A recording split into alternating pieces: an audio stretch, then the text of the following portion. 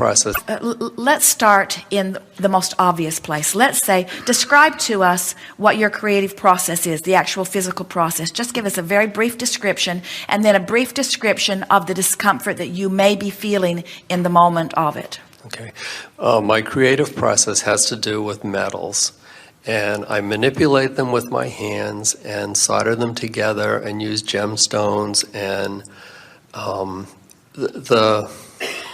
the whole process is done physically. It doesn't take place in my head. It takes place while I'm working with it. All right, so we all have a picture of what you're actually physically doing.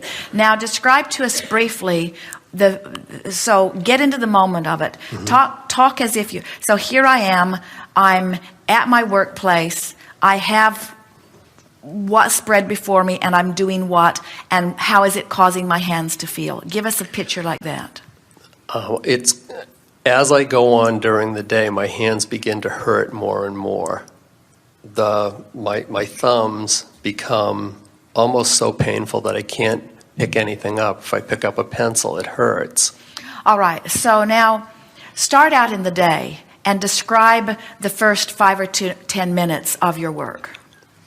The first 5 or 10 minutes, I'm usually pretty resistant.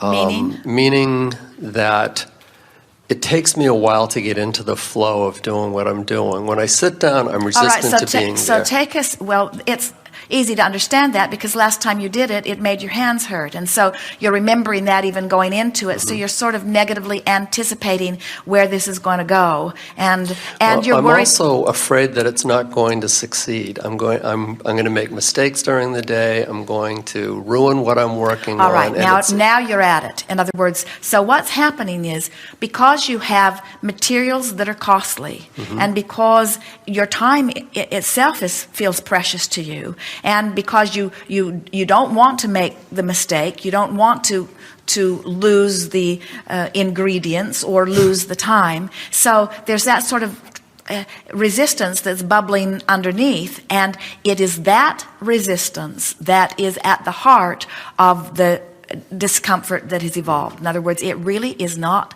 bigger than that. So now what we would recommend is, so before you go to bed tonight, or are you planning to work tomorrow? Yes. So, no, I'm not. So before you go to bed the night before you plan to work, yeah. As you put yourself in your bed, just softly acknowledge how pleased you are that you have this talent.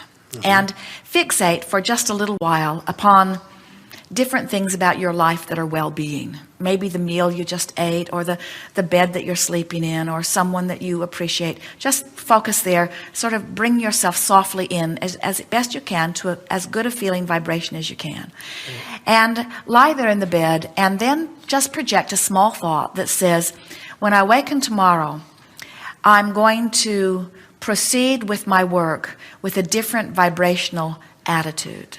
I'm not sure exactly where it will be, and I'm not trying to change it all overnight, but I know that I'll be in a different place, and I'm looking forward to noticing that. Just something that soft.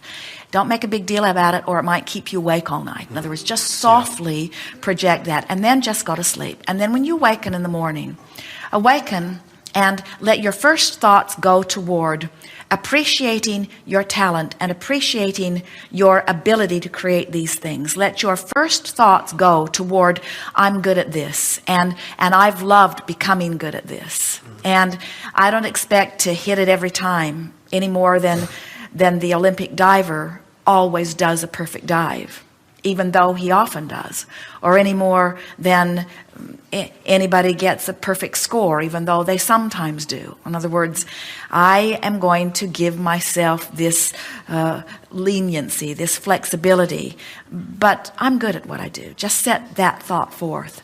And I love this creative process. Just use soft words that feel good to you. And then as you begin your work, say to yourself, I know that it takes a little while for my creative juices to flow. And I'm going to enjoy just dabbling here while the creative juices begin to flow.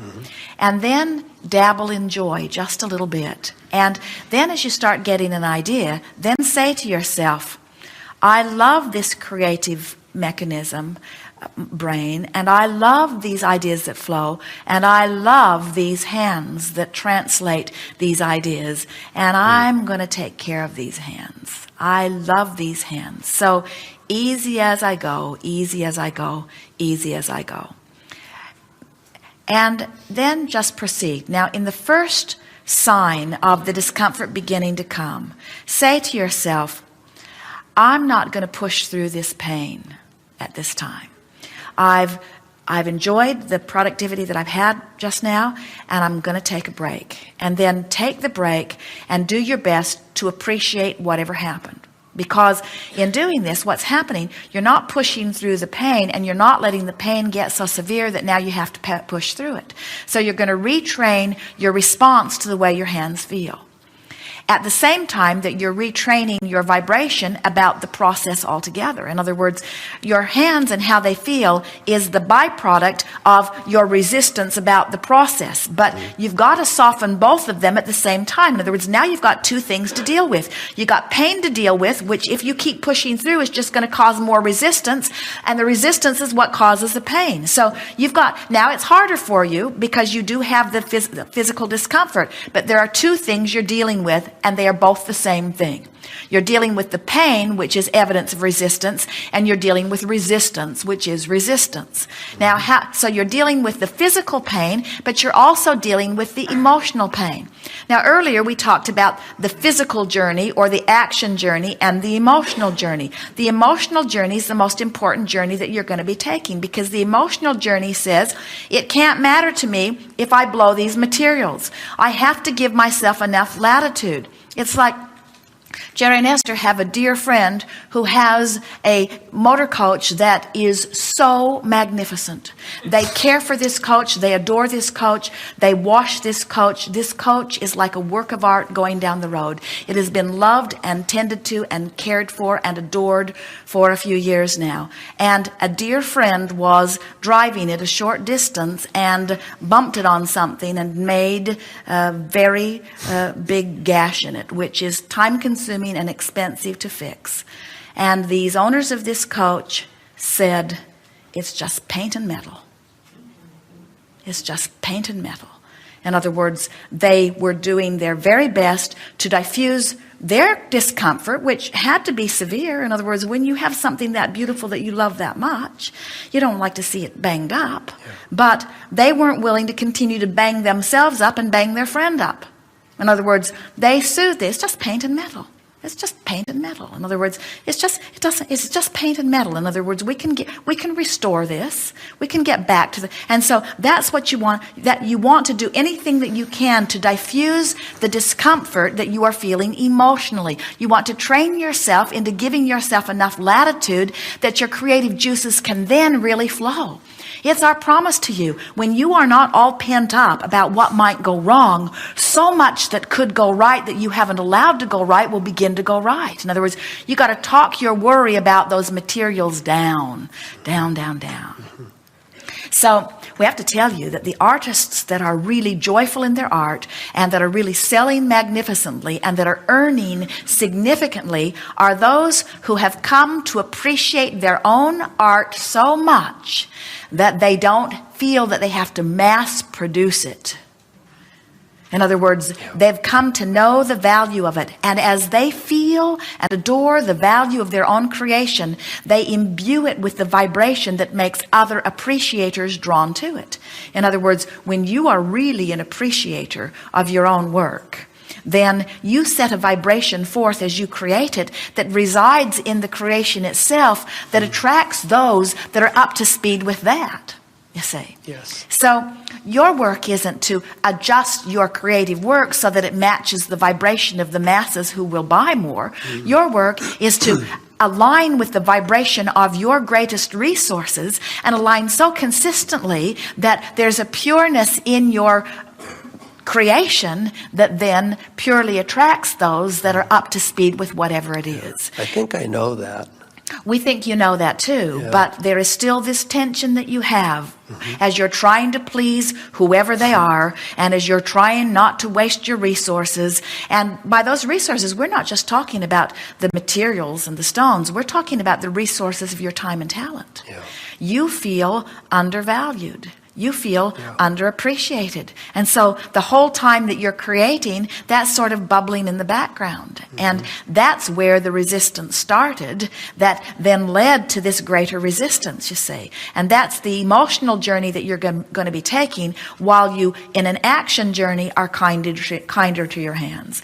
Don't push them so hard. Don't push them for so many hours. Take more rest in between. In other words, even Esther has discovered she can type rapidly. And she can make a lot happen in a short period of time. And quite often, after they've worked on the quarterly journal, which is an immense amount of entry and editing that the two of them experience, quite often Esther will experience discomfort in her shoulders or across her chest, and she knows it's simply because of the position that she's tried to hold for so long. You see, it isn't that you want to do less, it's that you want to take more frequent refreshment. You want to care more about the alignment of energies and the alignment of posture, the alignment of, you're all interconnected vibrationally, you see. And it is our promise to you that this is not an increasing condition that's going to take your creative life away from you. This is not what is happening. This is evidence of resistance because of the creativity that is so important to you. So can you feel the balance that you're reaching for? You got to love it so much that you don't let it worry you. You got to love it so much that you don't let it push you. You've got to love it so much. Esther teased Jerry. She said, a great awakening has come over me recently as I have been programmed, like so many, to do my work so that I could get it done, so that then I could do things that I wanted to do. And Esther said, and so she's been trying to help Jerry get his work done.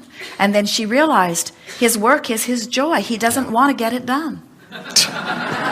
He doesn't want to get it done. She can't take enough things off his plate and put them on her plate that he will say it's done. He's looking for it. He's looking for the work. He's looking for it. It's not ever going to get done. They got the quarterly journal off to the printer, and within 24 hours, he was working on the next one. Esther said, "There's no done for you, is there?" And Jerry said, "We never get it done." He listens. Remember? We never get it done. And so you're wanting to see this work as the life-giving opportunity that it is. Yeah. And we think that's what's bothering you. You said, "I know that," and we know you know that. On many levels of your being, you know that this is who you are. And as this pours through you, it's supposed to feel wonderful. And when it doesn't, you are so mad at yourself, because something that is so joyful should be joyful, not painful. Yeah. And we say, just relax and tweak up the joyful, but don't be mad at yourself if you can't get all the way to joy. In other words, just be a little less uncomfortable and just a little less uncomfortable. And then smile as you're a little less uncomfortable. And when you put yourself in your bed after the first day of attempting this, and you say, "You know, I believe I did not experience as much discomfort today," then lie in your bed that night and smile and say, "I am on to something. I'm now moving in the right direction." Good. Thank you, Abraham. Yes, indeed.